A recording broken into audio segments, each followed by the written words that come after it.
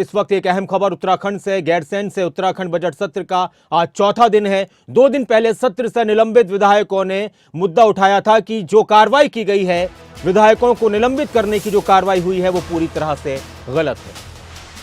उत्तराखंड विधानसभा में काफी हंगामा हुआ और इस दौरान विधानसभा स्पीकर ने एक दिन के लिए कांग्रेस के सभी विधायकों को सदन से निलंबित कर दिया था। और इस पर अब नेता प्रतिपक्ष यशपाल आर्य ने ये बात उठाई है कि जो भी कार्रवाई हुई है सदन के अंदर, वो गलत हुई है। और इस वक्त उत्तराखंड विधानसभा की कार्यवाही जारी है। आपको सीधे विधानसभा की तस्वीरें दिखाते हैं लाइव। लेकिन ये भी सत्य है कि डोईवाला कॉलेज की कैपेसिटी जो है काफी हो गई है और बच्चे भी 1600 नहीं, लगभग वहाँ 1900 बच्चे हो गए अब। और मैं गैरोलॉजी को ये भी कहना चाहता हूँ कि उस कॉलेज के लिए कोई भी कमी हमारी सरकार ने नहीं की है। आपने जो जो मांगा वो हमने देने का काम वहाँ किया है। वहाँ पे ये भी सत्य है कि देहरादून में डीएवी कॉलेज हो गया, डीबीएस कॉलेज हो गया और हमारा डोईवाला कॉलेज हो गया, रायपुर कॉलेज हो गया, छात्रों की संख्या लगातार वहाँ पे बढ़ रही है। और कई छात्र ये भी चाहते हैं कि भाई हमारे जो है एमए की क्लासें भी वहीं पे चले जाए, एमएससी की भी क्लासें चलाई जाए। तो मैं इसका परीक्षण करा लूँगा कि वहाँ पे कितने छात्र आते हैं और परीक्षण के बाद ये तय कर लेंगे कि भाई वहाँ पे अगर बच्चों की संख्या ज़्यादा है और वो ऋषिकेश नहीं जा सकते हैं पढ़ाई करने के लिए या देहरादून नहीं आ सकते, तो कोई ना कोई रास्ता उसका परीक्षण करने के बाद ही निकले। डॉक्टर मोहन सिंह बिष्ट इसी सवाल के परिप्रेक्ष्य में पूछेगा। जी बिल्कुल, महाविद्यालय के परिप्रेक्ष्य में भी है। मैं माननीय मंत्री जी से आपके माध्यम से जानना चाहता हूँ कि जो मेरी विधानसभा में गोलापार में एक महाविद्यालय खुला है, हल्द्वानी शहर करके, उस विद्यालय को खुले हुए आज 4 वर्ष से अधिक हो गए हैं और अभी तक उसके लिए न भवन की व्यवस्था है और न ही वहाँ पर छात्र संख्या बढ़ पा रही है। उसमें मेरा माननीय मंत्री से पूर्व में मैंने 1-2 दफ़े उसमें लिख के दिया था, तो मुझे बताएंगे कि कब तक, क्योंकि विधायक निधि से उसका किराया देना पड़ रहा है 1 लाख रुपए जो है इस बार, तो फिर हमने खैर वो विभाग से करवाया। तो कृपया माननीय मंत्री जी आश्वासन देंगे कि कब तक उसका भवन के लिए जगह मिल जाएगी। माननीय अध्यक्ष जी,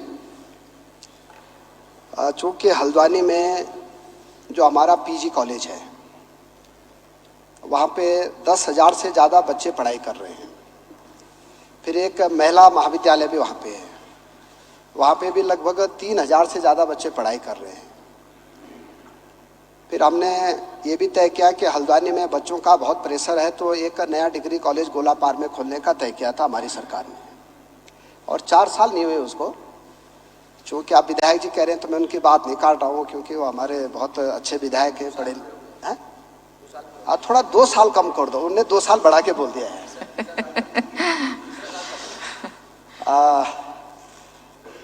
ये भी सत्य है कि हमने उनकी विधानसभा में एक हल्दू चौर डिग्री कॉलेज को सरकारी कॉलेज बनाया है। ये भी सत्य है कि मेयर वहाँ गए थे, आपने लगभग कितने करोड़ रुपए दिए?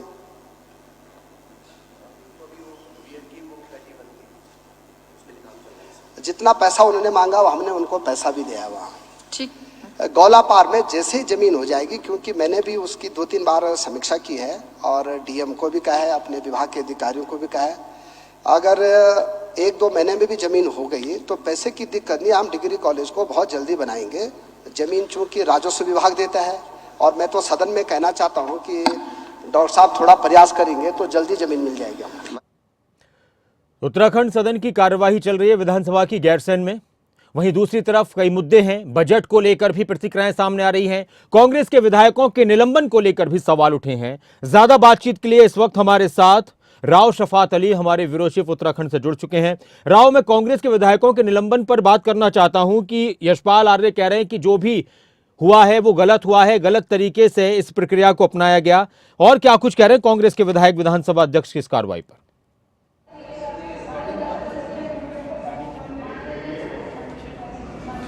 नासिर, देखिए अभी तो सुचारू रूप से जो सदन की कार्रवाई है वो चल रही है, लेकिन हंगामा इस बात को लेकर सवाल इस बात का उठाया था कि क्योंकि पिछले 2 दिन पहले ही एक दिन का निलंबन उनका किया गया था सदन से, तो उसको उन्होंने कहा कि संवैधानिक तौर पर पूरी तरह से गलत है, इस तरह का निलंबन नहीं किया जाना चाहिए था। सबसे बड़ा तो ये। दूसरा, आज बहुत सारे ऐसे सवाल लगे थे, तारांकित प्रश्न है, अतारांकित प्रश्न है और अतारांकित प्रश्न करीब 90 है और 20 जो है वो तारांकित प्रश्न है। स्वास्थ्य मंत्री इस वक्त जवाब दे रहे हैं और सत्ता पक्ष के जो विधायक हैं वो उनसे सवाल कर रहे हैं स्वास्थ्य को लेकर के, शिक्षा को लेकर के, क्योंकि उत्तराखंड में देखा जाए तो स्वास्थ्य और शिक्षा को लेकर के बहुत लचर व्यवस्था है। हालांकि राज्य सरकार इसको सुधारने की कोशिश जरूर करती है, लेकिन बहुत अभी कामयाब नहीं कर पाई है। तो ऐसे ही बहुत से ऐसे सवाल थे जिस पर शिक्षा मंत्री से और स्वास्थ्य मंत्री से नाम थे, उनसे सवाल पूछे जा रहे हैं। जी, और इस वक्त विधानसभा में ही आप मौजूद हैं, थोड़ा सा नेटवर्क की प्रॉब्लम है, लेकिन हम विधानसभा की कार्यवाही अपने दर्शकों को दिखा रहे हैं। बड़े ही दिलचस्प तरीके से उत्तराखंड के विधानसभा की कार्यवाही चल रही है, सवाल जवाब का सिलसिला है, वो आप सुनते रहिए। एक्सरे संवर्ग में जो भी जो है पदों का चिन्हांकन हो चुका है और जो भारत सरकार के मानक है उनके अनुसार ही हम अपने राज्य में IPHS जो है लागू करने जा रहे हैं। कई जगह हो भी गए, कई जगह हो रहे हैं। अब जो उन्होंने कहा कि वेंटिलेटर कितने हैं, आप उनका जवाब दे दो। मैं पहले हृदय भाई नहीं आप इनको दीजिए। तो मैं वो जो भी सूचना मुझसे लेना चाहेंगे मैं उनको अलग से दे दूंगा, क्योंकि ये प्रश्न से उन्होंने अलग पूछ लिया मुझको। इसी कॉन्टेक्स्ट हरिद्वार का सवाल है। मैं ये राज्य का सवाल है। माननीय मंत्री जी, मैं एक चीज और पूछना चाह रहा हूँ आपसे कि आपने अपने उत्तर भाषण में कहा कि कुछ जगह लागू हो चुके हैं और कुछ जगह लागू कर दिए जाएंगे। तो मेरा आपसे सवाल है माननीय अध्यक्ष जी के माध्यम से, इंडियन पब्लिक हेल्थ स्टैंडर्ड जो आपने कहा कि लागू कर देंगे, तो ये आप कब तक करेंगे? इसके लिए कोई पर्टिकुलर दिनांक या ईयर आपने तय किया है कि नहीं? कार्य योजना क्या है आपकी इसके बारे में? अध्यक्ष जी, हम सभी विधायकों को 3,75,00,000 रुपए विधायक निधि मिलती है और अब 5 करोड़ अभी मैं बोल नहीं सकता हूं, पर अब जैसा ठीक है। अब अगर कोई विधायक से कोई प्रश्न पूछेगा कि क्या आप 1 महीने में खर्च कर दोगे, क्या 2 महीने में खर्च कर दोगे, क्या 1 साल में खर्च कर दोगे, तो मेरा कहना है कि IPHS मानक जो है भारत, क्योंकि जैसे डॉक्टर मिलेंगे तो हम डॉक्टरों की नियुक्ति करेंगे, जैसे फार्मासिस्ट आएंगे वैसे फार्मासिस्टों की नियुक्ति करेंगे, जैसे ANM आएंगे वैसे ANMों की नियुक्ति करेंगे, क्योंकि उन मानकों के लिए हमको उतने डॉक्टर, उतने फार्मासिस्ट, उतने सब चाहिए। और मैं सदन को कहना चाहता हूँ कि जैसे जैसे जिस संवर्ग में हमारे अधिकारी, कर्मचारी, डॉक्टर आते रहेंगे वैसे वैसे जो है हम इसको लागू करते रहेंगे। और इसके लिए टाइम लाइन हम इसलिए नहीं दे सकते क्योंकि कल फिर आप पूछेंगे मुझे, आप इतने पढ़े लिखे आदमी, कल कहेंगे आप मंत्री जी आपने कहा कि 3 महीने में कर दिया। मैं ये कह रहा हूँ सदन के सामने माननीय अध्यक्ष जी कि स्वास्थ्य विभाग, क्योंकि हमको MD डॉक्टर भी चाहिए, हमको PG डॉक्टर भी चाहिए, हमको जो है पैरामेडिकल स्टाफ भी चाहिए, तो जैसे जैसे आएगा वैसे वैसे हम नियुक्तियां करेंगे। माननीय सदस्य अनिल नौटियाल जी, रुकिए। माननीय अध्यक्षा जी, मैं आपके माध्यम से माननीय मंत्री से जानना चाहूँगा। पहले तो मैं आपका धन्यवाद करता हूँ, आभार व्यक्त करता हूँ कि आपने गैरसैंण में उप जिला चिकित्सालय की घोषणा करी है।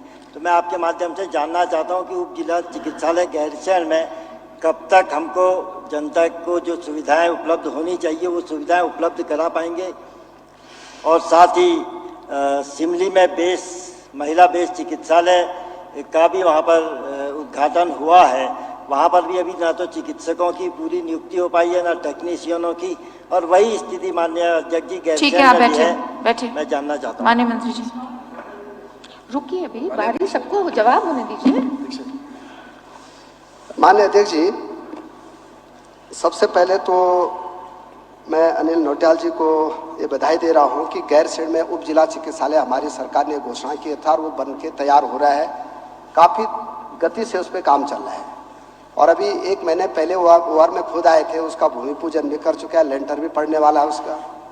सिमली में भी हॉस्पिटल बन के तैयार हो गया है और बहुत जल्दी उसके पदों का सृजन होने वाला है। जैसे पदों का सृजन हो जाएगा तो एक दिन ढोल दमाव लेके जो है अध्यक्ष जी आपके आदेश पे हम जो है दोनों चले जाएंगे, मुख्यमंत्री जी को भी बुलाएंगे और एक बड़ा अच्छा कार्यक्रम वहाँ पे करेंगे। माननीय सुमित्रा देश जी।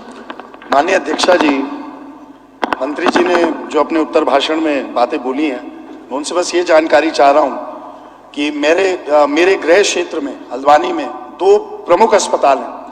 एक सुबन सिंह जीना बेस अस्पताल, एक सुशीला तिवारी अस्पताल।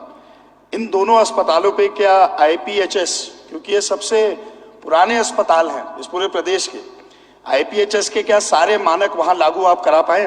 धन्यवाद। मंत्री जी। माननीय विधायक जी, मैंने अपने उत्तर भाषण में पहले भी कहा है कि जो हमारे डिस्ट्रिक्ट हॉस्पिटल है, जो हमारे उप जिला चिकित्सालय हैं, यहाँ पे अधिकांश जगह हम लोगों ने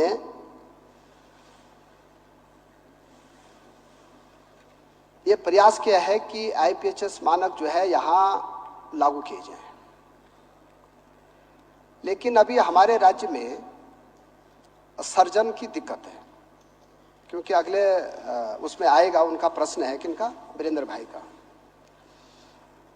तो मैं कह रहा हूं कि जब तक हमारे राज्य में 100% जो है सर्जन नहीं आते हैं, क्योंकि MBBS में तो हमारे पास इतने डॉक्टर आ गए कि शायद 2024 में पहला राज्य उत्तराखंड हो जाएगा जहां के सरप्लस डॉक्टर हो जाएंगे। लेकिन सर्जन की अभी इसलिए कमी है कि एक प्रोफेसर 2 बच्चों को MD कराता है, और जैसे जैसे हमारे राज्य में मेडिकल कॉलेज खुल रहे हैं, धीरे धीरे हम पे कभी एक साल में 25 सर्जन है हुआ MD के बच्चे आएंगे, अगले साल में 30 आएंगे। तो धीरे धीरे मुझे लगता है कि 2027 तक हम 80-90% जो है सर्जनों को क्या कर पाएंगे, फुलअप कर पाएंगे। क्योंकि सदन में ये सबको पता है, पूरे देश की स्थिति ये है कि सर्जनों की दिक्कत है। तो मैं माननीय सुमित भाई से कहना चाहता हूं कि आपके दोनों हॉस्पिटलों में लगभग 70-80% जो है हमारे जो है स्टाफ पूरा है वहाँ पे। जो 10-20% स्टाफ की कमी होगी तो धीरे धीरे हम चरणबद्ध उसको भी पूरा करेंगे। और अच्छी बात यह है कि मैं अभी आपके दोनों हॉस्पिटल में गया था, एक जगह तो मैं 11 बजे रात भी गया हूँ, आपको पता है, मैंने फ़ोन भी किया था आपको। तो बहुत अच्छे वो चल रहे हैं, और जैसे पहले वहाँ पे रहता था कि साहब रेफर हो रहे, ये हो रहे, आप ऐसी सूचना भी वहाँ की कम है। तो मुझे लगता है कि चरणबद्ध हम इसको करते जाएंगे। माननीय राम सिंह खेड़ा जी। माननीय अध्यक्ष जी, आपके माध्यम से मैं माननीय मंत्री जी से पूछना चाहता हूँ कि नैनीताल जिले का सबसे बड़ा ब्लॉक है उखलकांडा, वहाँ पर एक अस्पताल है जहाँ पर उसका उच्चीकरण का बोर्ड 2012-13 में जो सरकार थी उन्होंने उच्चीकरण का बोर्ड तो लगा दिया CHC सेंटर का, लेकिन आज भी न तो उसका जियो हुआ और न तो उसका उच्चीकरण हुआ, और PSC सेंटर के रूप में वो है और CHC का उसका बोर्ड लगा दिया है। तो 2013-14 में जो सरकार थी उन्होंने बोर्ड लगाया। तो मैं अपनी सरकार से और माननीय स्वास्थ्य मंत्री जी से आग्रह करना चाहता हूं कि वहां पर मैंने विधायक निधि से एक MRI मशीन लगाई है, नहीं वो प्रश्न करें, मशीन लगाई है, लेकिन वहां पर टेक्नीशियन इसलिए नहीं आ पा रहा है क्योंकि उस अस्पताल का उच्चीकरण नहीं हो पा रहा है। तो मैं माननीय मंत्री जी से आग्रह करना चाहता हूं कि जो पूर्ववर्ती सरकारों ने खाली बोर्ड लगा दिया था, प्रश्न करिए, तो उसका उच्चीकरण करने की कृपा करेंगे, मैं आपसे आशा करता हूं। बहुत बड़ा ब्लॉक है, नैनीताल जिले का सबसे बड़ा ब्लॉक है उखलकांडा। माननीय अध्यक्ष जी, पहले तो हमें करेंगे उस बोर्ड को हटाने का प्रयास करेंगे क्योंकि जो उच्चीकरण एक मिनट, उस समय सुरेंद्र सिंह नेगी जी स्वास्थ्य मंत्री थे, उनका बोर्ड लगा था, और दुर्गापाल जी विधायक थे, उनका बोर्ड लगाया है। अब मैं किसी का बोर्ड नहीं हटा सकता हूं सर, आप उसका उच्चीकरण कर दीजिए। बैठिए।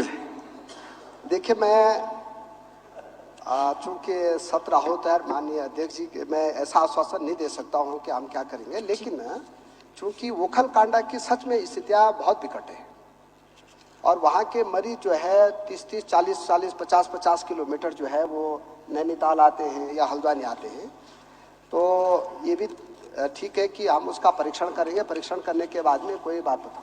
माननीय सदस्य फुरकान अहमद जी।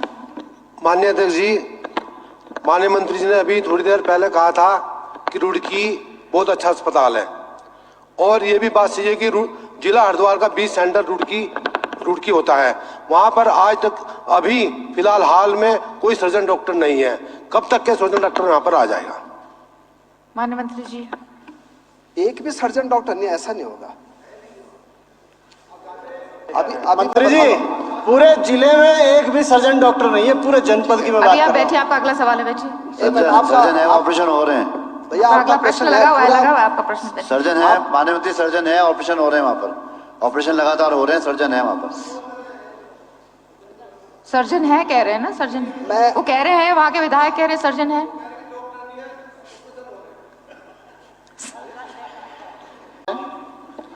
माननीय अध्यक्ष जी, मेडिकल कॉलेज में अगर दिखा दो, मेडिकल कॉलेज में मैंने माननीय मंत्री जी से प्रश्न पूछा था कि चिकित्सा स्वास्थ्य मंत्री अवगत है कि उत्तराखंड के चिकित्सालय में चिकित्सालयों की कमी के कारण क्षेत्रीय जनता को सर्जन 46 है, 140 होने चाहिए, एनेस्थेटिस्ट 62 है, 143 होने चाहिए। ये तो रही प्रदेश की बात।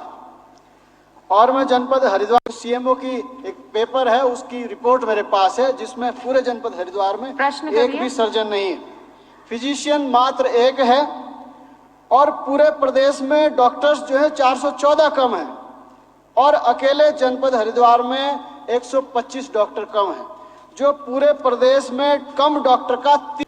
वो तो उन्होंने इतर बातें कही। अभी जो मेरे पास प्रश्न है,